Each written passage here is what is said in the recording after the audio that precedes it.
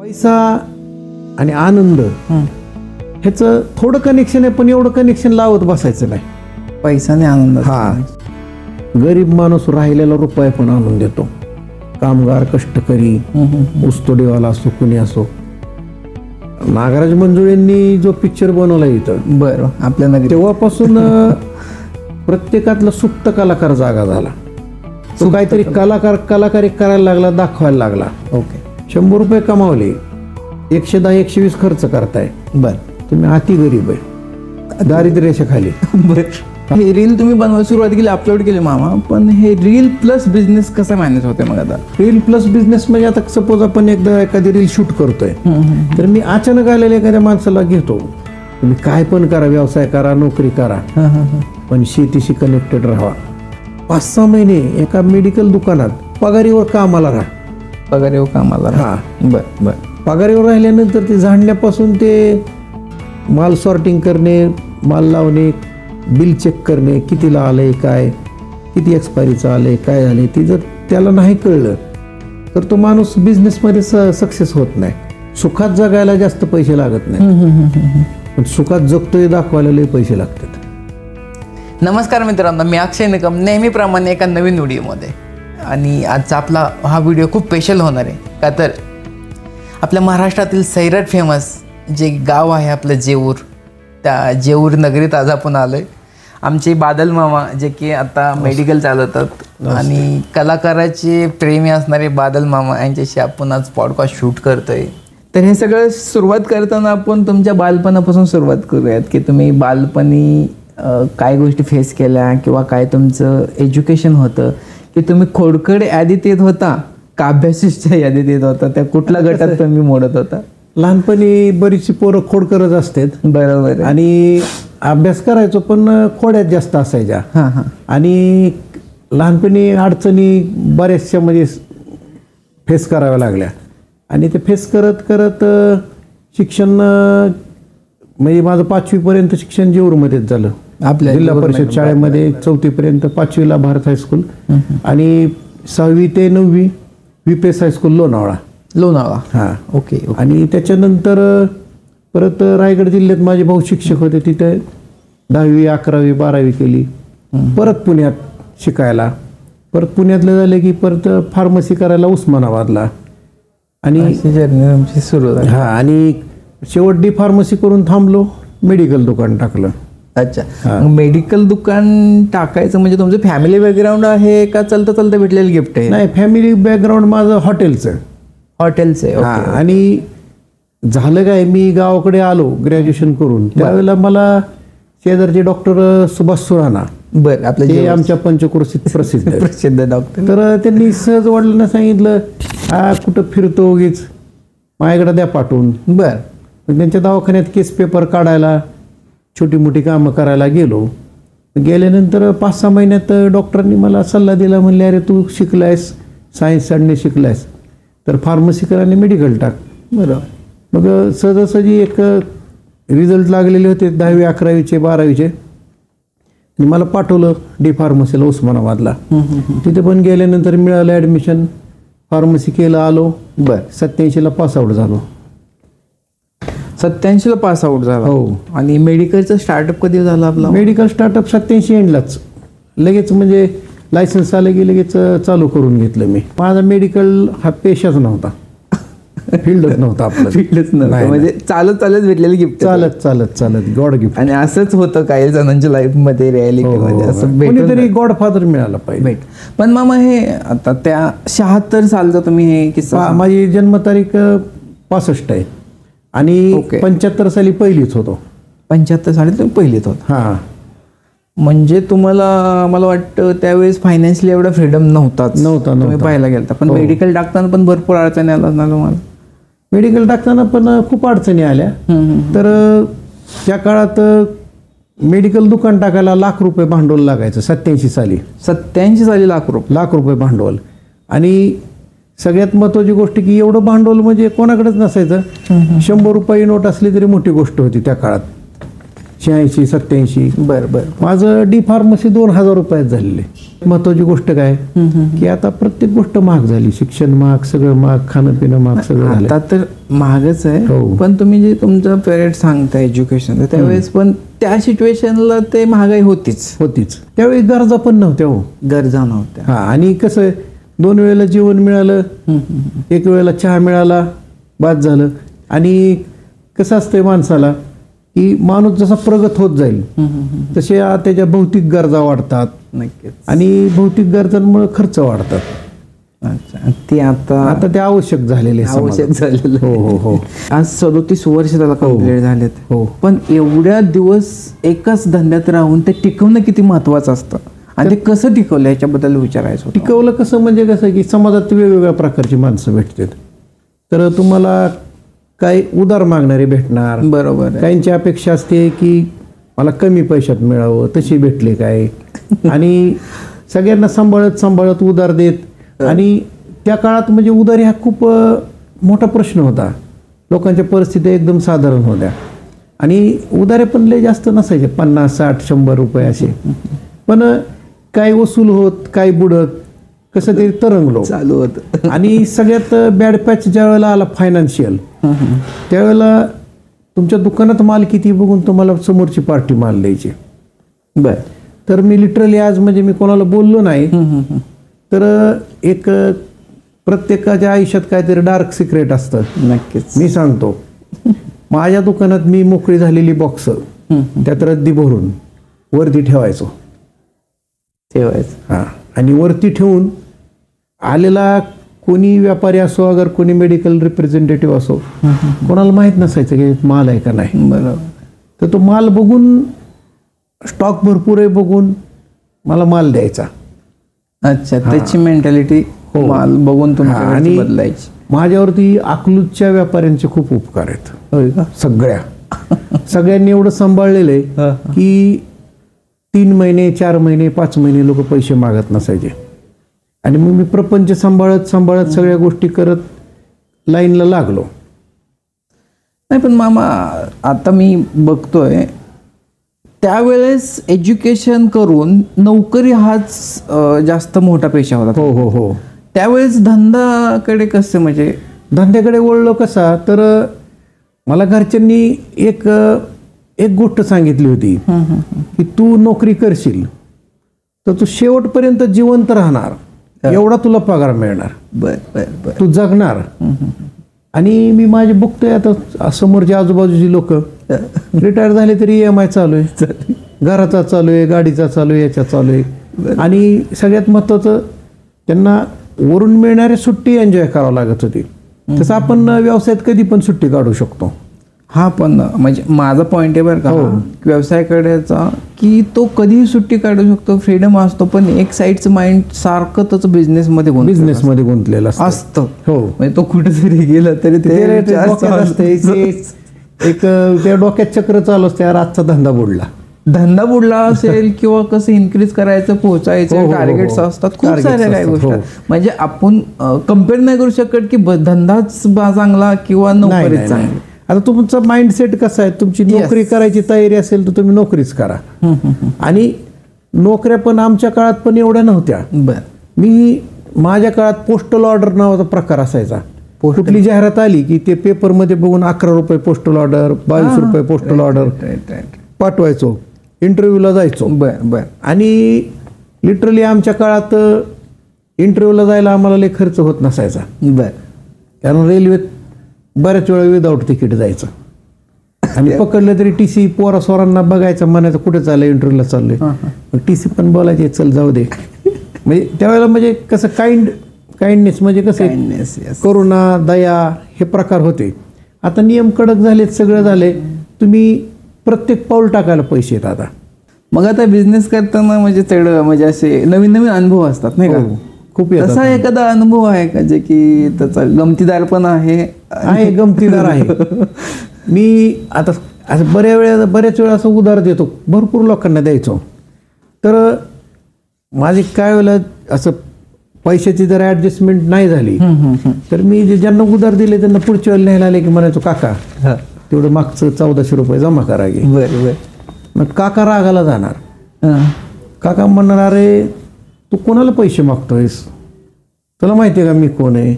मी म्हणायचं हो तुम्ही कोण आहे माहिती म्हणून तर तुम्हाला दिलंय. मग ते म्हणणार सांग तुझं दुकान केवढ्याला विकायचं आहे, बर. माझी एवढी प्रॉपर्टी आहे. पण मी रागायला नव्हतो जात, कारण काय कसं ते त्यांचा युगो हट झालेला आहे पैसे मागितले म्हणून. आणि बरेच लोकांनी माझे असे पण पैसे बुडवले की तू आम्हाला पैसे मागितले, आमची इज्जत गेली, आमची काय किंमत राहिली, तू आमचं काय बघितलंय, असं पण व्हायचं. पण काय ना, आता कसं असतं, तुम्ही व्यवसायात पडला ना तर तुमच्या तोंडात साखर पाहिजे, डोक्यावर बर्फ पाहिजे. सगळ्यात पहिलं ते सूत्र आहे, सगळ्यात महत्वाचं सूत्र आहे. सगळ्यात रागाला नाही जायचं, कुणी अपमान केला तरी हसायचं. नाही, नक्कीच. म्हणजे आम्ही पण त्याचा अनुभव घेतो, आम्ही पण एक बिझनेस आहे तुमचा. नक्कीच. मग आम्हाला तो अनुभव घ्यायचा, म्हणजे तो मानूनच चालायचं की बाबा ठीक आहे, त्याचं ते बोलणं ऐकायचंय, बसायचंय, काही वेळा तो शांत होतो. आणि बिझनेस माइंडेड जो असतो व्यक्ती, त्याचं ते खरंच त्याने ते फॉलो केलं पाहिजे, सोबत घेऊन चाललं पाहिजे, करायलाच. खूप माणसं कनेक्ट होतात, खूप वरच्या लेवलला आपण जातो. हो. नक्कीच मामा, हे गोष्ट म्हणजे एका बिझनेस साठी खूप महत्वाची वाटते, सगळ्यांनी फॉलो करायला पाहिजे. तर मामा म्हणजे मी एक 4 ते 5 वर्षापासून तुमच्याशी कनेक्ट आहे. मी खूप वेळा तुमच्याकडून हे पण ऐकलं की तुम्ही सिंगिंग करत होता. जे सिंगिंग करत होता ते म्हणजे आता हे थोडंसं काय व्हायचं, आमच्या काळात एवढं प्रोफेशनल नव्हतं. बर. आणि त्या गाणं म्हणणे ह्या प्रोफेशनला एवढी त्यावेळेला किंमत पण नव्हती.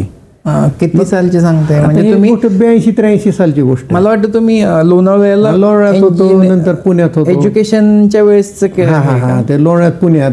तर काय व्हायचं, एखादा छोटा मोठा ऑर्केस्ट्रा, एखादी पार्टी गाठायची, मग ते आपलं बघायचे, त्यांना काय पाहिजे असं की तुम्हाला काय येतंय, बर, तुम्ही करून दाखवा.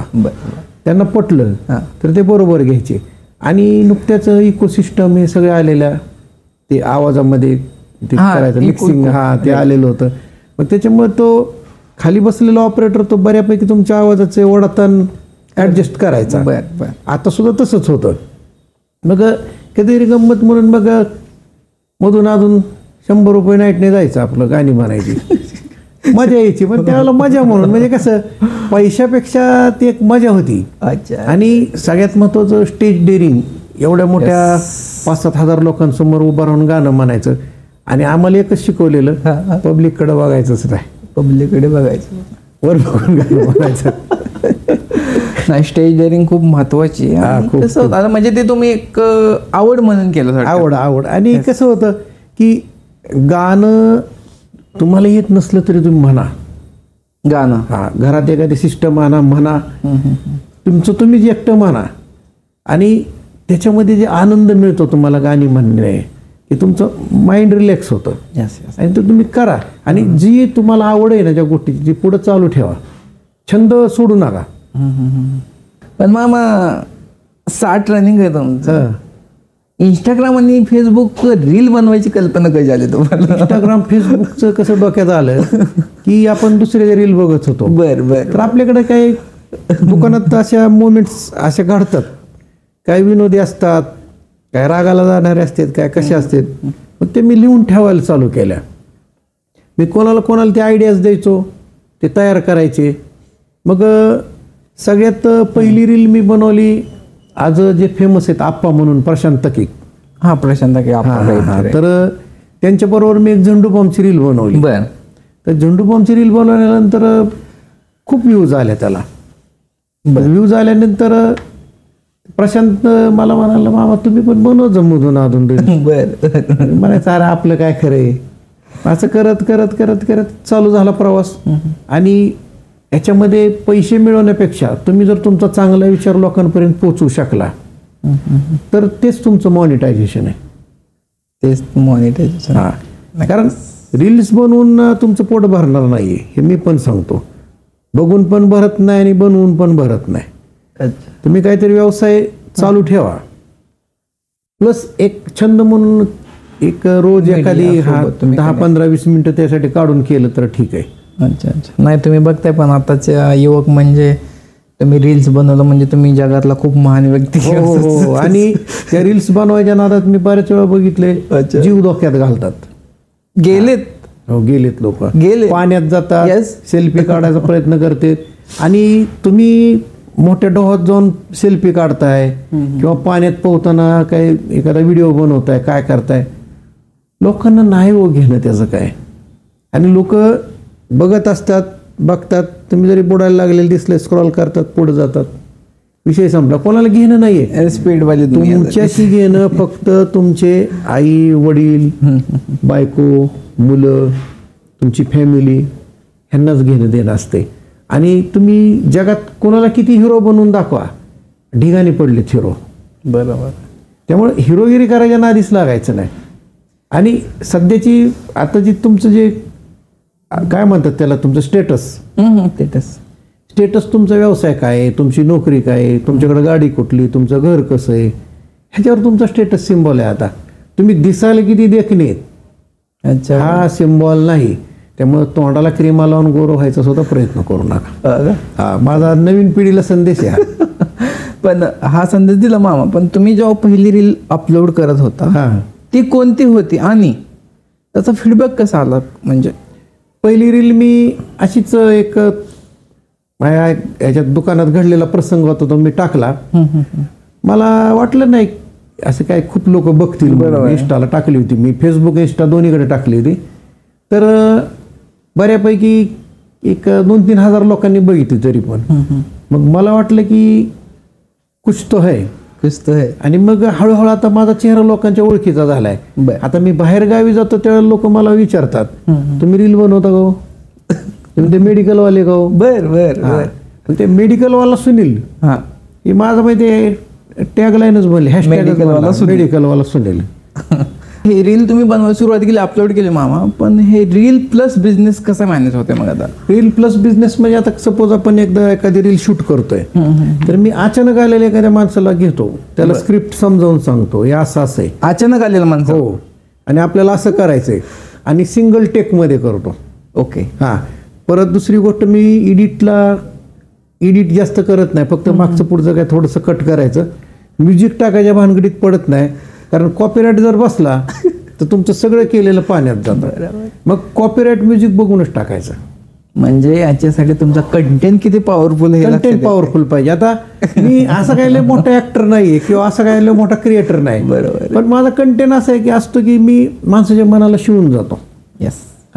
आपला करून जातो. म्हणजे काय करायचं की त्या माणसाला कुठेतरी जाणीव करून द्यायची, यार असं आहे, ही दुनिया अशी आहे, त्यांना कळलं पाहिजे. आता मी माझं मेडिकलवाल्यांचं काय प्रॉब्लेम असते, दुःख असते, मी ती पण शेअर करतो मी त्या रीलच्या माध्यमातून.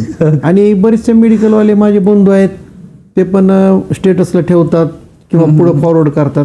म्हणजे सगळ्यांचा. आणि ह्याच्यामध्ये तुमचं ऑडियन्स आहे ना, ऑडियन्स हा तुमचा देव आहे, एवढं लक्षात ठेवायचं. त्यामुळे ऑडियन्स हर्ट नाही झाला पाहिजे. ऑडियन्स त्याला हर्ट नाही करायचं, त्याला भावलं पाहिजे तुम्ही. आणि कंटिन्युटी सुद्धा तेवढीच गरजेची. आणि कंटिन्युटी महत्वाची ह्याच्यात, कारण तुमची उद्या रील नाही पडली तुम्हाला लोक विसरून जातात. नाही, पण हे तुम्ही मेडिकलमध्ये शूट करता, असा एखादा छोटा किस्सा आहे का तुम्ही? म्हणजे शूट करताय आणि कस्टमर आलंय आणि त्याला ते द्यायचंय, रील पण बनवायचं आहे, कस्टमर पण मॅनेज करायचंय. हो. आणि ते म्हणजे चालू होतं ना. आता सपोज आता मी एखादा असं डायलॉग बोलतोय, आमचं चाललंय, समोरून आलेल्या माणसांना काय माहित नसतं. बरोबर. निरागस असतात. तुम्हाला म्हणा, ए मामा, अरे माझं द्या, तू काय तिकडे गप्पा मारत बसला, द्या आम्हाला लवकर. असं परत मग ते सोडून ते काम करायचं, त्यांचं द्यायचं.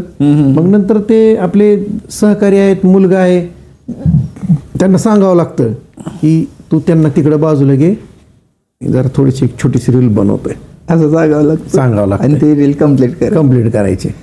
अच्छा. म्हणजे पण हे रील बनवताय तुम्ही, पण मार्केटमध्ये आता तुम्ही कुठे गेला सपोज बाहेर, तर आता लोक म्हणतात मामा आता हिरो झाले, तसे काय कमेंट्स येतात का तुम्हाला? हिरो नाही, कसं आहे माहिती आहे का, एक कलाकार म्हणून ओळख मिळावी ही माझी लहानपणापासूनची अपेक्षा. आणि मी कलाकारीच्या जास्त नादी का लागलो नाही. मी एक बघितलं की आपण एखादा प्रोग्राम झाला, प्रोग्राम झाल्यानंतर तुम्ही बाहेर ज्यावेळेला त्या काळात समाजात फिरायचा, त्याच्यावेळेला असं पिक्चर मधले हिरो हिरोईन सोडले तर कोणाला व्हॅल्यू नव्हती. बरोबर. मग असं तुम्ही ठीक आहे की आता समजा एखादा आपण गावात गेलो, कार्यक्रम झाला आणि दुसऱ्या दिवशी सकाळी दिसलो, तर लोकांना एवढं काही असं विशेष वाटत नव्हतं.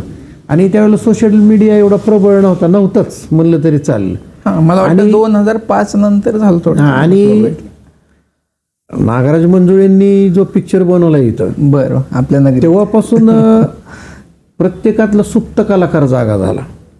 तो काहीतरी कलाकारी करायला लागला, दाखवायला लागला. आणि कोणी छोट्या मोठ्या रील्स बनवणं, गाणी बनवणं, कुठं काय करणं, प्रत्येकाचं म्हणजे चालू आहे. आणि बऱ्यापैकी काही जण त्यात वाहून घेतलेले आहेत. पण अण्णाचं ह्याच्यामध्ये म्हणजे मी त्याच्यामध्ये अण्णाचा सगळ्यात मोठा सहभाग समजतो की त्यांनी ग्राउंड लेवलची पोरं पण नाही ना त्यांच्यामुळे उचलली, त्यांना आत्मविश्वास आला. माझा एक छोटासा एक्सपिरियन्स सांगू का? हां. आज मी मुंबईसारख्या ठिकाणी राहतो. सपोज मला कोणी विचारलं ना तुम्ही कुठले, हां फक्त कर्माला नाव कापी आहे, हां एवढंच टॉप लेवलला नाव गेले आपलं, कर्मळा, कर्मळा, जेऊर, जेऊर हो, हो. असेल, आणि डायरेक्ट म्हणतात ते सैराट का. आज सुद्धा ओळख आहे 2025 मध्ये, विसरले नाहीत लोक. म्हणजे मला का अंगावर शहारे येतात असं काही सांगतात. म्हणजे एवढा लोकांना भावला होता पिक्चर तो. आता मी फिरायला बाहेर जातो ना, कुठं खूप फिरणं होतं, तर मला विचारतात लोक गाव कुठलं तुमचं. आता सोलापुरी भाषा तर लगे ओळखू येतात. तसं काहीतरी झालं शुद्ध बोलायचा प्रयत्न करायचाच नाही, आपली भाषा आपल्या भाषेतच बोलायचं. बरोबर. मग बोलताना मला डायरेक्ट विचारतात तुम्ही कुठले, मग सोलापूर. सोलापूर म्हणलं की गाव सांगितलं ना तर माणूस हातात हात देतो. तर ही आपल्या गावाची ओळख निर्माण झालेली. पण मामा रील्स मधून काही निगेटिव्ह कमेंट्स येतात, त्याला काही तुम्ही असं उत्तर देता का फक्त ऍक्सेप्ट करून शांत बसता? कसं असते माहिती आहे का, रील्स बघताना एखादा माणूस अशी काहीतरी विचित्र कमेंट टाकतो. आता समजा झेंडू बॉम्बची होती रील, त्याच्यामध्ये तो म्हातारा माणूस 50 पैसे देतो. शेवटी मी ती 2 रुपयाची बाटली फोडून त्याला 50 पैशाचा झेंडू बॉम्ब लावलेलं दाखवलंय. बर. तर तो एक विनोदाचा विषय होता. काही लोक रील बघून एवढी इमोशनल झाली की आमची रील एवढी परफेक्ट बनली होती की लोकांनी मला काही शिव्या घातल्या. काय म्हणून? अरे 2 रुपयाची बाटली दिली असते तुझं काय नुकसान झालं असतं का? अशा कमेंट. हो, म्हणजे लोक अटॅच झाले त्या रीलला. ते असे वैतागले, तुला काय फरक पडत होता. बर. आणि लिटरली मी 2 रुपयाचा झेंडू बॉम्ब मला जास्त कशासाठी लागतो माहिती आहे का? बरीच लोक येतात की झेंडू बॉम्ब घ्यायचा आहे, 45 रुपये किंमत आहे. तर बऱ्यापैकी लोकांकडं 10 रुपयेच असतात. बर. आणि तो 10चा आता झेंडू बॉम्ब 15ला झाला आहे, 4 ग्रॅम. तर मग मी 2 वाली डबी तशीच देतो. म्हणतो काका नसतील पैसे तर राहू दे, लावा, मला तुमच्याकडे येतील तेव्हा द्या. आणि सगळ्यात महत्त्वाचं तुम्हाला एक माझ्या आयुष्यातला लय मोठा अनुभव सांगतो. सांगा. गरीब माणूस राहिलेला रुपये पण आणून देतो. कामगार, कष्टकरी, ऊसतोडीवाला असो, कुणी असो. पण श्रीमंत लोक आहेत ना बऱ्यापैकी, आपल्याला म्हणतात ए आणून देतो, अशी 7-8 दिवसांनी दिसतात. आणि आपल्याला पण आहे ना असं मागायचं डेअरिंग नाही होत. आणि माझ्या आयुष्यात माझा एक ड्रॉबॅक हाच आहे की मला अशी धडाडून कोणाला उधारी मागणंच झालं नाही. त्यामुळे मी वयाच्या वया तशाच ठेवून दिल्या. पण एक लक्षात घेतलं की आपला पिंड नाही उधारी मागायचा, त्यामुळे आपण उधार वाटायचंच नाही. पण त्याच्यानंतर पण लोक म्हणतात की मामा सगळ्याला मदत पण करतात. मदत करतो मी, मदत करतो. मला कुणी येऊ दे दारात, मी मदत केली. स्वतःचं नुकसान करून घेतात. घेतो मी. आता लय मला मुलगा म्हणतो तुम्हाला काय मिळालं ह्यात.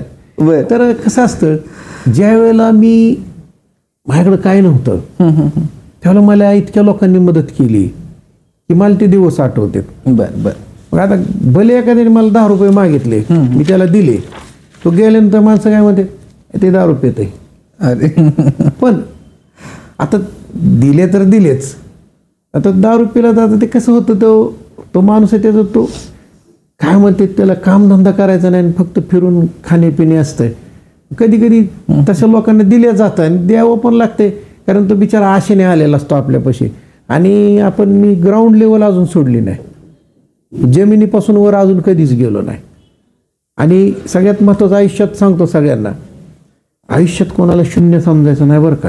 होय का? कारण ज्याला तुम्ही झिरो समजतो तो कधी कधी आपल्या पाठीमागे उभा राहतो, आपल्याला 100 बनवायला तोच उपयोगी पडतो.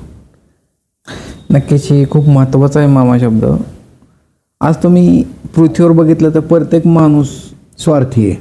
स्वार्थी आहे म्हणा किंवा त्याचा तो विचार मांडतो. हो, चांगले असतील वाईट असतील नाही का, माणसाच्या कमेंट तर येतच राहणार हो, हो. चांगल्या पॉझिटिव्ह निगेटिव्ह. हो. पण तुम्ही स्वतःला आतमधून कसं बघता, म्हणजे काय असं?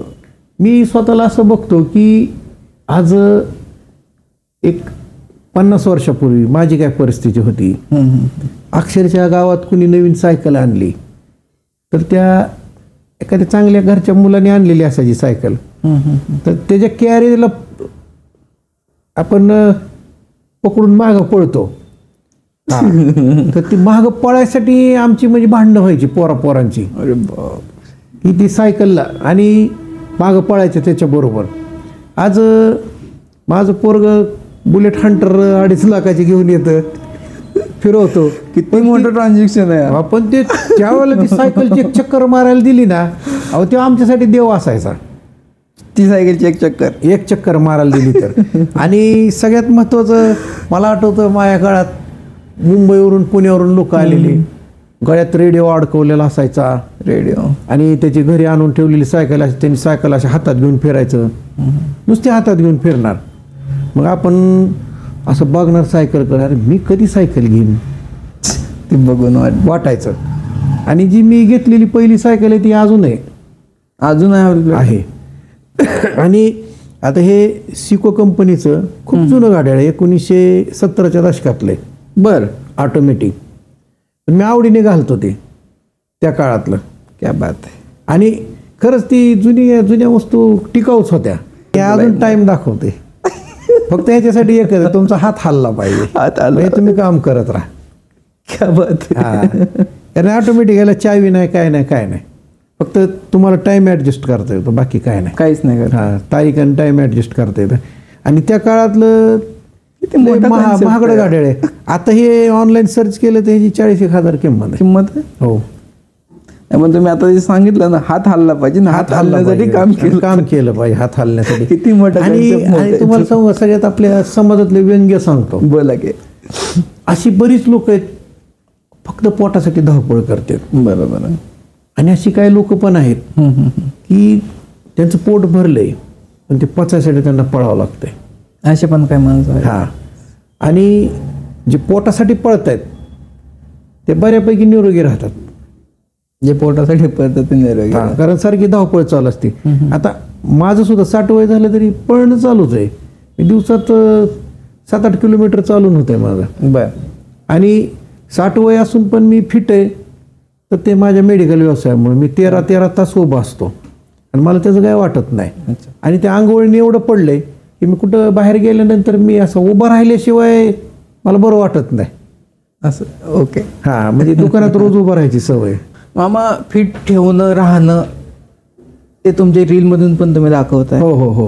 आणि त्याच्यावर चांगले कमेंट येतात, काही जणांचे कनेक्शन पण होतात, काही जण तुमच्याकडून सजेशन सुद्धा विचारतात की काय केलं पाहिजे. फिटनेससाठी सगळ्यात महत्त्व तुम्हाला खायला प्यायला काय मिळालं, किती मिळालं पेक्षा तुम्ही आनंदी किती, लय महत्वाचं आहे. आणि राजेश खन्नाचं एक गाणं आहे, दुनिया में कितना गम है मेरा गम कितना गम है. तर आज समजा मला महिन्याला 30,000 रुपये मिळत आहेत, तर मला आनंदी राहायचं असेल तर मी 10,000 महिन्याला मिळणाऱ्या माणसाकडे बघायचं. बरं. यार त्याच्यापेक्षा माझं लेवर आहे. आणि पैसा आणि आनंद ह्याचं थोडं कनेक्शन आहे, पण एवढं कनेक्शन लावत बसायचं नाही. पैसा आणि आनंद. हा. घरी जे घरातल्या माऊलीने बनवलेलं जे जेवण आहे त्यात जे समाधान आहे ते हॉटेलच्या जेवणात नाहीये, कुठंच नाही भेटणार. आणि मी आमच्या घरात नेहमी त्या गोष्टीच्या अगेन्स्ट असतो की कुठं हॉटेलमध्ये जाऊन जेवायचं. आईच्या हाताची चव तुम्हाला कधी कळते? जेव्हा तू पण घरापासून लांब राहिल्यानंतर कळते. तेव्हाच कळते बाबा ती काय चव. ते जेव्हा तुम्ही 150 रुपयाचा राईस प्लेट खाता ना, तेव्हा कळते. त्यावेळेला तुम्ही जर चपाती म्हणाला आणि तो माणूस वैतागून रागाने बघतो तुमच्याकडं, तो भाव. आणि आई तुम्हाला वाढताना अरे घे अजून अर्धी म्हणून बळच ताटात टाकते, तो भाव, जमीन आसमान फरक आहे. खूप. तर मामा, खरंच ही सगळ्यात महत्त्वाचा क्षण होता. तसं थोडंसं आपण आता हे इमोशनल कनेक्शन आलं, तुम्ही तुमचे काय अनुभव तर नक्कीच सांगितले की आपण फिट कसं राहिलं पाहिजे, लोकांची मेंटॅलिटी काय असते. तुमच्या लाईफमधला असा एखादा भावनिक क्षण कोणता आहे जे की आम्हाला तुम्ही सांगू शकाल असं ओपन? भावनिक क्षण असा आहे माझ्या लाईफ मधला की मी कुठं मुलगी बघायला गेलो तर आमच्या काळात एक फंडा होता, शिक्षक आहे का तुम्ही? म्हणायचं नाही, मी मेडिकलवाला आहे. एक मिनिट मामा, म्हणजे भावनिक सांगताय का असा कॉमेडी झालेला सांगताय? नाही, भावनिक आणि कॉमेडी झाली. आता कसं आहे, भावनिक झालं तरी आम्ही हसण्यावर न्यायची स्वभाव आहे आपला. अच्छा, तीच तुमच्या सांगण्याच्या शैलीवरून एक दोन ठिकाणी मुलगी बघायला गेल्यानंतर त्या लोकांनी मध्यस्थानी काय सांगितलंय काहीच माहित नाही. तिथं गेल्यानंतर ते मुलीच्या आईने, वडिलांनी, मामाने, सगळ्या नातेवाईकांनी बसलेला, त्यांनी विचारायचं काय करता? मी सांगायचं नाही, मेडिकल दुकान आहे. तुम्हाला सांगितलं असेल की पाहुण्याने. त्यांनी म्हणायचं शिक्षक नाही का तुम्ही? मी मेडिकलवाला असल्यावर शिक्षक कसा असेल? नाही, आमच्या दिदीला शिक्षकच, म्हणजे तिचं शिक्षकाशीच लग्न करायचं असं म्हणत. तरी पण माझं काय नसायचं, मी म्हणायचो ठीक आहे, उठायचो आणि निघायचो. मग कधी कधी तर आम्हाला असं कुणी चहा सुद्धा ऑफर नाही केला की मला वाटायचं यार मी शिक्षक का नाही बनलो. कारण वडिलांनी पहिलं पोलीस भरतीला जायचं त्यावेळेला वडील म्हणायचे त्या काळात पोलिसाला आणि मिलिटरीमॅनला बायको देत नाही. बाहेर असल्यामुळं मिलिटरीमॅन बॉर्डरला असतो, मग त्याचं फॅमिली लाईफ डिस्टर्ब होत, असं काय त्या काळातल्या कन्सेप्ट होत्या. पण मी पोलीस लाईन पण सोडून दिली त्या काळात आणि मेडिकल लाईनमध्ये घुसलं. मला वाटलं जरा जास्त लय रिस्पेक्ट असेल, लय इज्जत असेल. व्यावसायिकाला इज्जत नव्हती 87-88च्या काळात. नव्हती. तिथे नोकर वर्ग फक्त नोकरी करतो का, आणि अजून पण लोक वेड्यासारखं नोकरीच मागं पळते. अजून आहे, पण नोकरी म्हणजे असे की ते फक्त तुम्हाला नोकरी जगवते. शेवट तुमचं फक्त घर बंगला काय म्हणतात ते, गाडी आणि मुलांची शिक्षण कशी तरी होतात. तोपर्यंत तुम्ही रिटायर झालेला असता आणि रिटायर झाल्यानंतर मुलं तुमची फॉरेनला निघून गेलेली असतात शिकून. इमोशनली आपल्याला ते प्रश्न आहे. हा, आणि मग मी प्रत्येकाला सांगतो, भावांनो तुम्ही काय पण करा, व्यवसाय करा, नोकरी करा, पण शेतीशी कनेक्टेड राहा. आता माझा मुलगा एवढा शिकला, एवढं सगळे शेती करतो, ठीक आहे, आज पेरूला 10 रुपये 20 रुपये रेट आहे, पण एक दिवस वाढेल. मी त्याला सांगितलं होऊ दे नुकसान, तो अनुभव घेतोयस आणि तो फिट राहतोयस, आणि त्याच्या बायकोला पण आवड असल्यामुळे ते शेतीत करतात. पण हे तुम्ही चांगलं वाईट सगळ्याच गोष्टीचा बॅलन्स करत करत करत तुमची लाईफ इथपर्यंत आणली. पण एखादं चांगलं करून पण वाईट फीडबॅक आलेला किंवा अनुभव आलेला आहे का मामा तुमच्याकडे? असं चांगलं करून वाईट फीडबॅक तर येतोच, निसर्गाचा नियम आहे तो. कसा की समजा आता एखाद्याला काय घ्यायचंय किंवा कुठं त्याला काहीतरी व्यवसायासाठी अडचण आहे, त्याला आपण आर्थिक मदत केली आहे, तर जोपर्यंत तुम्ही आर्थिक मदत करताय, पैसे देताय, सगळं व्यवस्थित चाललंय, ते कुठपर्यंत चालतं?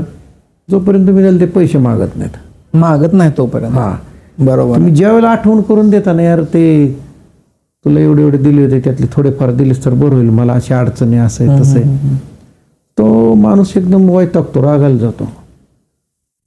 एक वेळेला भडकून अंगावर पण येतो. एक मला असं म्हणलेलं तुझी वाट लागेल. अरे हा, म्हणलं काय बाबा लाव वाटत आहे बघ, चूक मी केलेली, तुझी चूक नाही, माझी चूक आहे, लाव वाट. म्हणजे काय होतं माहिती आहे का, तुम्हाला सांगतो, आयुष्यात तुम्ही शत्रूंची जर तुमच्या आयुष्यात कमतरता असेल तर 10,000 हजार उसणं त्या लोकाला बघा, टेस्ट तुम्हाला ते वैताग होणार. आता मला सांगा, त्या बिगर ओळखीच्या एखाद्या माणसाला कोणी शिवे देतं का? नाही देत. तर त्याचा तुमचा व्यवहारच झाला नाही. ज्या वेळेला तुमचा कोणाशी तरी व्यवहार होतो आणि त्यावेळेला अंडरस्टँडिंग मिसअंडरस्टँडिंग होतात, त्यावेळेला माणसं मग तुमच्या मागे लागतात हात धुवून. म्हणून समाजात राहता नाही ना, तुम्ही एखाद्याला मदत करायची ना, करा, विसरून जा. हा, डोक्यात पण घेऊ नका मी याला मदत केली, मी याला पैसे दिले, मी याला असं केलं. आणि लोकांची मेमरी एवढी शॉर्ट झालेली आहे आता, यांच्या मोबाईलच्या मेमऱ्या भरपूर आहेत, पण मेंदूतल्या मेमऱ्या इतक्या कमी झाल्यात की हा माणूस कधीतरी आपल्या उपयोगी पडला होता हे पण विसरून जात. हा, आणि मदत केली, आमकं केलं, ह्याला असं केलं, फेसबुकवर इंस्टाग्रामवर टाकण्यापर्यंत ठीक आहे. प्रत्यक्षात लाईफमध्ये मी बघितलं, कोणाला घेणं नाही आहे तुमचं काय. हो ना, नाही घेणं, कोण नाही ओळखत. खूप मोठा म्हणजे हे आहे सध्याचे फॅक्ट. आणि ज्याला जोपर्यंत गरज आहे तोपर्यंत माणूस तुम्हाला आता थोडक्यात आता तुम्हाला एक गमती उदाहरण देतो. द्या ना. हे असं इन कॅमेरा सांगण्यासारखी गोष्ट नाही. एखादा दारोडा आहे, त्याला दरवेळेला दिसले की तुम्ही 10-5 रुपये देताय, बर. तो माणूस तुम्हाला कधीच विसरणार नाही. कसा? ए सुनील शेठ एक नंबर माणूस, यासारखा माणूस नाही. कारण तो तुम्हाला कधीच विसरत नाही. कारण काय असतं माहितीये का, त्याने ते कशा मार्गाला पैसे वापरले गेलं नाही, पण तो माणूस तुम्हाला विसरत नाही. आणि आता तुम्ही बघा, मित्र मंडळी गोळा करता, ते जेव खाऊ घालणं, कुठं काय करणं, हे ते प्रकार करता, भरपूर पैसे उडवता. तर मला नाही वाटत हे करून तुम्ही काहीतरी लय मोठं कमवत आहे. ठीक आहे, तुम्हाला वाटतं मी दोस्ती टिकवण्यासाठी केलं, हे केलं, ते केलंय. तर असं तुम्ही म्हणजे कसं, आता काय बोलायच्या गोष्टी नाहीत काही ना, ते राजकारणात असेल त्यांना लोकांना मेंटेन करावं लागतं. पण मी व्यावसायिक या दृष्टीने सांगतो की तुम्ही लोकांना खाऊ पिऊ घालून किंवा लोकांना पैसे देऊन किंवा लोकांना मदत करून ती 4 लोक तुमच्या मागे उभं राहतील असं नाही तुम्ही गॅरंटी देऊ शकत. रिटर्नची किंवा रिफंड काय भेटेल, रिफंडची नाही, गॅरंटी नाही. आणि अपेक्षा ठेवायची नाही. आता समजा आता तुमच्यातलं चांगला माणूस जागा आहे, अजून तुम्ही म्हणता मामाने मला मदत केली, मला सहकार्य केलं, इथपर्यंत ठीक आहे. आणि शक्यतो कसं त्या माणसाच्या मागं तुम्ही भावनिक, इमर्जन्सी काय लागलं तिथं तुम्ही मदत केली, हे केलं, ठीक आहे. पण जास्त स्वतःचा प्रपंच बाजूला टाकून जर मदतच करत बसलात, तर ज्यावेळेला तुम्ही फक्त मी पोरांना चॅलेंज करतो, तुमची लय परिस्थिती चांगली आणि अचानक तुम्ही जाहीर करा, यार माझे सगळे पैसे पाणी संपले, मी कंगाल झालो, मी असा झालो, मी तसा झालो, गुड मॉर्निंगचे मेसेज पण बंद होते. नक्की खरी गोष्ट बंद होते. मी प्रयोग करून बघितला. म्हणजे असे जे अरे काय सुन्या, काय चाललंय तुझं, काय अमकं तमकं, तर एक मन आहे, लोग पूछते हैं कैसा है, जब तक आपके पास पैसा है. लोग पूछते कैसा है जब तक आपके पास पैसा है. तुम्ही डिक्लेअर करा, यार मी कांगाल झालो, माझ्याकडे काय नाही राहिलं, सांगा तुम्ही, यार असं आहे, माझी लय तारांबळ आहे. तुमच्याकडे निघून जाणार माणसं, नाही गेली तर मला बोला. अनुभव. हा, तर आता माझ्याकडे काय असलेले पैशाचा बी त्या माणसाला काय उपयोग नसतो बरं का. पण माणसं कसं असतं, शक्यतो मोठ्या लोकांशी संबंध ठेवणे ह्या प्रवृत्तीत असते ऑब्विसली. हा, म्हणजे ते एक माणसाला वाटतं की हे माझ्याकडे हे ओळखीचं आहे, हे ओळखीचं आहे, इकडं मला बसतो, फोन येतो, पर्सनल कॉन्टॅक्ट आहे, या त्या गोष्टी चालू असतात. आता तुम्हाला गंमत सांगतो. आता मी थोडंसं कसं लोकांना व्यवसायामुळे याच्यामुळे परिचित झालो, हे झाले, कौतुकाने लोक सांगतात, अरे सुनील आपला मित्र आहे, बर, सुनील आमचा नातेवाईक आहे.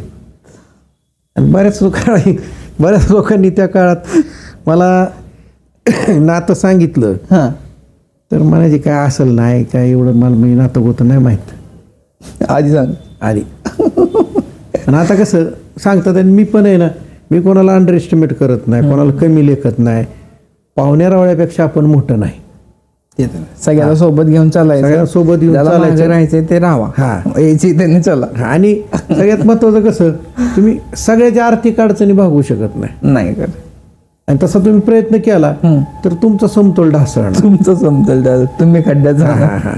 तर थोडंसं करा तुम्ही, नीट वागा, समाजामध्ये तुम्ही चांगलं वागा, चांगलं राहा, सगळ्याशी नीट बोला. आणि आता बऱ्यापैकी लोकांच्या परिस्थिती सुधारल्यात बरं का.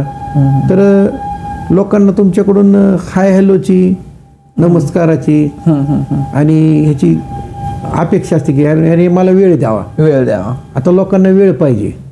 आता समजा आता मी एखाद्या माणसापेक्षा थांबून बोललो, काय काका काय चाललंय, बरं चाललंय, बरं आहे. म्हणजे आता मी काय ज्या आर्थिक गोष्टी सांगितल्या त्या आताच्या जमान्यात लोकांकडे पैसा आलाय भरपूर, लोक स्टेबल झाले, त्यामुळे त्या गोष्टीचा एवढा हे होत नाही. पण म्हणजे त्याच्यात 2 पॉईंट क्रॅक करतो. आता मदत करणं तर ऑब्व्हियसली आपल्याला गरजेचं असतंय. आणि तुम्ही सांगितलेल्या पद्धतीने केल्यानंतर रिटर्नची अपेक्षा पण नाही करायची. फॉर एक्झाम्पल, भविष्यात आपल्या ऑडियन्स असेल, तुम्हाला मला असेल, तर अशा सिच्युएशनला काय केलं पाहिजे आपण नेमकं? म्हणजे मदत केली पाहिजे का त्याला इग्नोर करून थांबलं पाहिजे, की येणारच आहेत का डिफेंड बॅलन्स करून माणसं ओळखून काय केलं पाहिजे? आता कसं आहे, तो माणूस किती जवळचा आहे काय, जवळच्या एकदम नातेवाईकाचं असेल, आपले एकदम जस्ट क्लोज रिलेशन मधले असतील, तर तिथं बिनधास्त मदत करा. मला परत कधी मिळणार त्याची अपेक्षा ठेवू नका. अपेक्षा ठेवून आणि जस्ट अशी फ्रेंडशिप आहे तर एक लिमिट ठेवा की बाबा एक 10-5 हजार ठीक आहे. ठीक. हां. आणि त्याच्या पुढची मदत म्हणलं तर तुम्हीच त्याला सांगायचं की बाबा अरे बघ माझी पण परिस्थिती अशी मी पण एवढा मोठा नाही आहे. चांगले कपडे घातले म्हणजे माणूस श्रीमंत नसतो. नक्कीच मामा. म्हणजे तुमचं कॉलेज लाईफ बघितलं आपण, तुमचं सिंगिंगचा एक्सपिरियन्स बघितला, तुमचं मेडिकल असेल किंवा समाजकारणातले प्रश्न असतील, बिझनेस असेल, हा सगळा माहोल बघताना आत्ता जर तुम्हाला असा प्रश्न विचारला की एखादा क्षण तुम्हाला रिवाइंड करायचा आहे तर कोणचा क्षण असेल तर फॅमिली, बिझनेस आणि बाकी तुमचं? नाही, तुम्ही फॅमिलीलाच महत्त्व द्या. कारण तुमच्या लाईफ मधला कुठला असा रिवाइंड करण्यासारखा क्षण आहे तो आम्हाला शेअर करा. माझ्या लाईफ मध्ये तुम्हाला खरं सांगतो की माझं लग्न जमलं. बर. माझं लग्न जमल्यानंतर माझ्या सासरवाडी जे खावं होती काय की यार जाधवांचा म्हणजे जाधवांचा जावाई जो आहे तो म्हणजे त्या काळात आता आम्ही जरा हिरोगिरी करायचो. लयच देखणं आहे म्हणायचे बरं का. आणि सगळ्यात म्हणजे जास्त आनंद ज्यावेळेला आम्ही लग्नाला ठरलं, होय झालं, पसंती झाली, तर जास्त आनंद आमच्या बायकोला झालेला होता. कसा? म्हणजे तिला इतकं भारी वाटायचं की यार कसं काय, म्हणजे मला एवढं चांगलं सगळं स्थळ, म्हणजे मेडिकल दुकान आहे, व्यवस्थित चांगली फॅमिली, आणि त्या काळात म्हणजे आम्ही सेटल होतो. बरं बरं बरं बरं. इंदापुरात लग्न झालं तर ते शाह सांस्कृतिक भवनमध्ये. तर इतकी लोक होते की मीच वेडा झालो. म्हणलं यार इतकी लोक, इतकं पब्लिक. आणि त्यांचं गुडविल होतं. जाधव म्हणजे जाधवच आहेत, त्यांचं गुडविल मला रिमाइंड करा.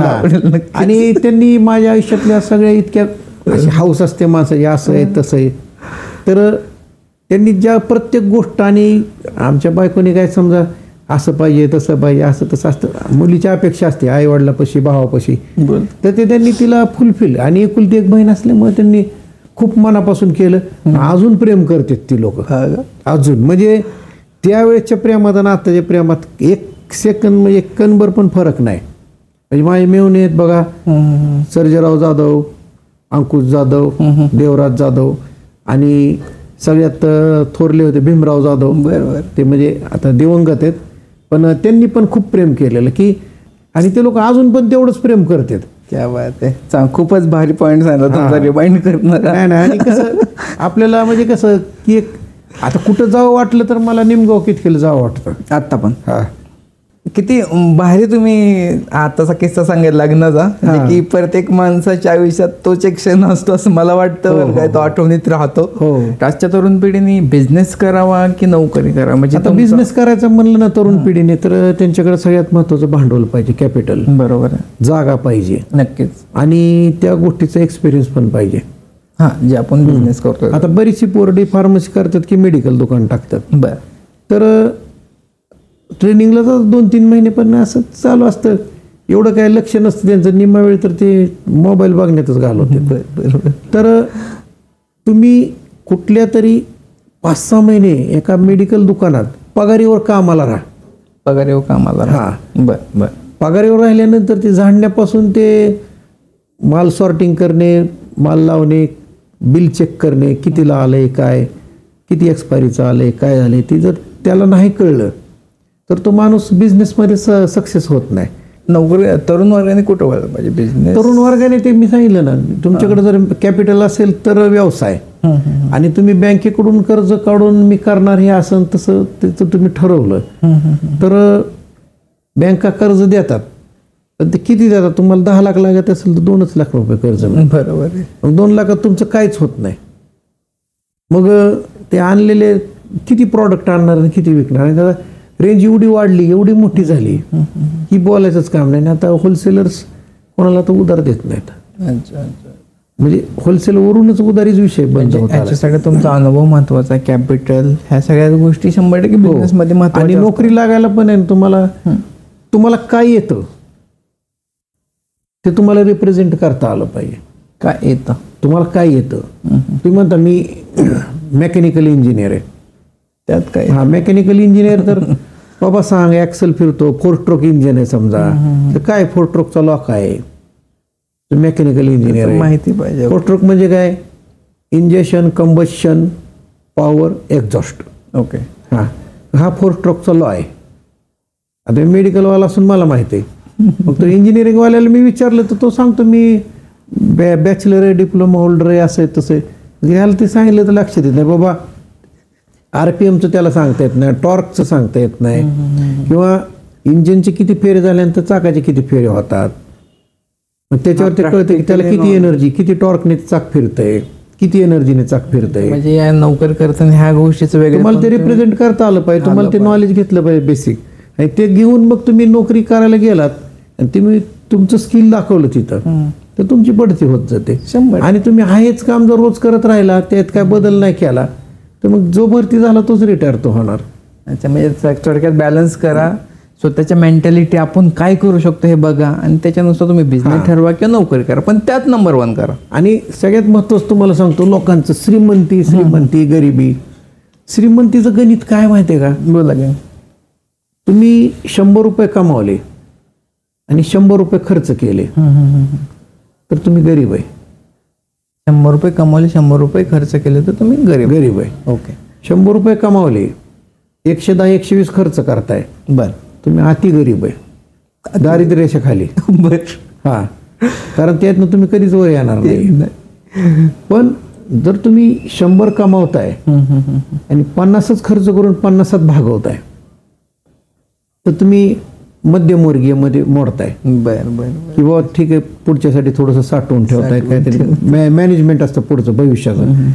आणि ज्यावेळेला तुम्ही 100 रुपये कमावताय, 20-30 रुपयात भागवताय आणि उरलेले पैसे तुम्ही साठवताय, त्यानंतर पुढं काहीतरी तुमचं करायची काहीतरी कन्सेप्ट आहे, तर तुम्ही श्रीमंत होण्याच्या वाटेवर आहे. ओके.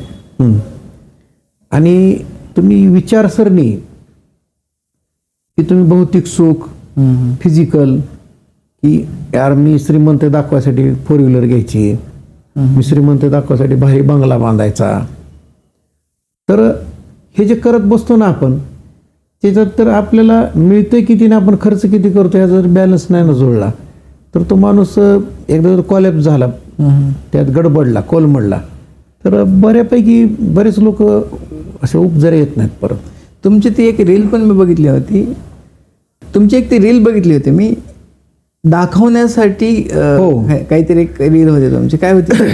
सुखात जगायला. Right right right right. सुखात जगायला जास्त पैसे लागत नाही, पण सुखात जगतोय दाखवायला लय पैसे लागतात. जगतो हे दाखवायला खूप पैसे. हो, माझ्याकडे हे, माझ्याकडे दाखवण्यासाठी दाखवायला. आता समजा आता बायकांमध्ये असतं, बायकांचं मन बघा, तुम्हाला सांगतो, साडी, दागिने हे, तर आता ते 1 ग्रॅम ज्वेलरी घालून पण तुम्ही दागिने घातल्यासारखं दाखवू शकता. बरोबर. आता ज्वेलरी लय घालून फिरायचं म्हणजे मार खायचं लक्ष नाही. त्यामुळं 1 ग्रॅम घाला, दाखवा. आणि तुम्ही सोन्याचं घातलंय का 1 ग्रॅम घातलंय, बघणार तर काय जवळ येऊन काय चेक करून बघत नाही. जस्ट एन्जॉय करा, आनंद घ्या, आनंद घ्या, जगा मस्त. आणि लाईफमध्ये तुमचे ॲसेट्स बनवा तुम्ही. आणि असं फालतू ह्याला खर्च केला, त्याला खर्च केला. आता गाडी सुद्धा 4 व्हीलर, बरेच लोक गाडी घेतात, this is my new family member, right, ते स्टेटस टाकतात. 10 वर्षांनी गाडी विकायला काढतो, 68,000 किलोमीटर गाडीचं झालेलं असते रनिंग. बर, काहीच वापर नाही. मग एवढा वापर नाही येत तर कशाला घ्यायची गाडी? तर मामा, आपण खूप साऱ्या गप्पा मारल्या आणि आता आपण लास्ट स्टेपला पोहोचलोय. तर आमच्या ऑडियन्सला असेल किंवा माझ्यासाठी सुद्धा, तुमचं 60 वर्षाचं एक्सपिरियन्समधून तुम्ही हे जे काय ते शेअर केलं आज, म्हणजे आमच्यासाठी ते 30 मध्ये शिकाय ऐकायला भेटणं म्हणजे मोठी गोष्ट आहे. आता 30 वर्षाचा एक्सपिरियन्स आम्हाला आधीच भेटतोय. हे आमचा पॉईंट ऑफ तुमच्याकडे बघण्याचा. आणि खरंच आपण तसा विचार केला पाहिजे. एखाद्या मोठा व्यक्ती जेव्हा सांगतो, तो त्यांचा अनुभव सांगत असतो आणि प्रॅक्टिकल जगलेलं घेतलेलं असतं. आणि 30 वर्षात आपल्याला 60 वर्षाचा एक्सपिरियन्स मिळतो. नक्कीच ह्या व्हिडिओमधून पण आमच्या काही माझं तेच असतं की समोरच्या माणसाला आपल्याला जे मिळालेले अनुभव आहेत ते आपण आपल्या आयुष्यातला वेळ, पैसा सगळं घालून विकत घेतलेले असतात. आणि हे सगळं सराउंडिंग आहे. म्हणजे तुम्ही आता आम्हाला सगळा अनुभव तर शेअर केला तुम्ही बालपणापासून तुमच्या 60 पर्यंत. तर एका वाक्यात आम्हाला असं सांगू चाल का लाईफ म्हणजे काय आणि कशी जगली पाहिजे लाईफ? लाईफ म्हणजे तुम्हाला एक गोष्ट सांगू का, माणसाचा जन्म मुहूर्तावर नाही, बरोबर, आणि माणसाचं मरण पण मुहूर्तावर नाही, ठरवून काहीच नाही. काहीच नाही. तर जो आलेला रोजचा क्षण आहे तो आनंदात जगा, भांडणं करू नका, कशासाठी कटकट करू नका, मस्त मजेत जगा. आणि जो मिळालेला वेळ आहे, जे काय आपल्याला जे काय मिळते ते उपभोगा, त्याला उपभोग. आणि आयुष्यात स्वतःच्या लाईफसाठी पण थोडासा वेळ द्या आणि घरच्यांना वेळ द्या. ओके. तुम्ही नुसतं काम करताय आणि पैसे कमवताय, ह्याला पण त्याला व्हॅल्यू नाही. बरोबर. तुम्ही घरच्यांना वेळ द्या आणि कुठं फॅमिली सगळे मिळून फिरायला जाणं, हे करणं. कारण एक काळ असा आलेला असतो, तुमच्याकडे पैसा असतोय, सगळं असतंय. आता बरेच लोक रिटायर झालेत, पैसा आहे, भरपूर आहे, रिटायर जाऊन पैसे मिळालेत, पेन्शन मिळते, मी निवांत आहे आता.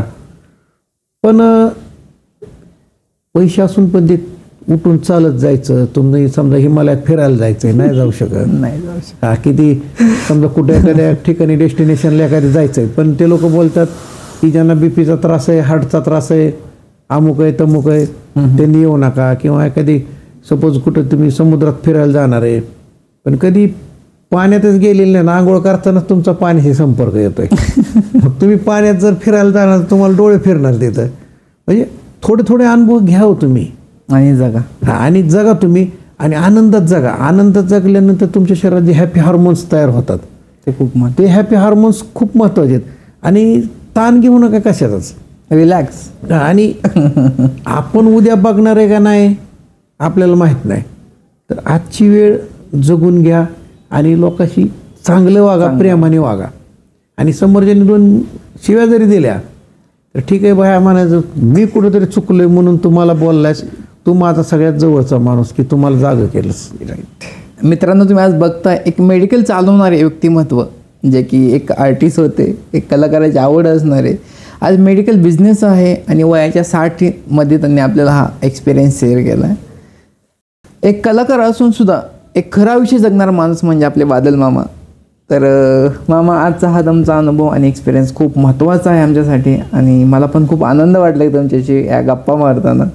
तर मित्रांनो, अशाच आपण नवीन नवीन व्हिडिओ घेऊयात आणि अशा एक्सपिरियन्सवाल्या माणसांशी कनेक्ट होऊ, त्यांचे अनुभव घेऊ. बिझनेस ह्यातून आम्हाला काही शिकायला भेटेल ह्याचं नक्कीच आम्ही, आणि जुन्या लोकांकडून शिकायला मिळतं आणि शिकायचं. आणि सपोज एखादी आणि रिअलिस्टिक भेटतं, रिअलिस्टिक ओरिजिनल. आता तुम्ही जे आम्हाला शेअर केलं, मला नाही वाटत आहे तुम्ही कुठेतरी वाचून आलाय किंवा कुठनं काय सांगितलं, अचानक प्रश्न विचारले तुम्ही, अचानकच. हा, ते तर मी ठरवून आलो मामा, जे काय आहे ते ओरिजिनल काढून घ्यायचं आणि तुम्ही दिलं. खूप खूप सारा धन्यवाद मामा, खूप छान वाटलं तुम्हाला भेटून. चला, आणि काय तुम्हाला प्रतिक्रिया असतील नक्की टाका. म्हणजे चालत राहा, जिद्द ठेवा. चालता चालता खूप काही गिफ्ट भेटतात, जसं की तुम्हाला बिझनेस भेटला, हो तशाच काही गोष्टी आपल्याला नक्कीच भेटतात. आपल्या लाईफमध्ये पॉझिटिव्ह एनर्जी व्हेरी इम्पॉर्टंट, की ह्यातून आपण शिकूयात. आणि आपला हा व्हिडिओ इथे थांबूयात मामा. खूप खूप सारा धन्यवाद.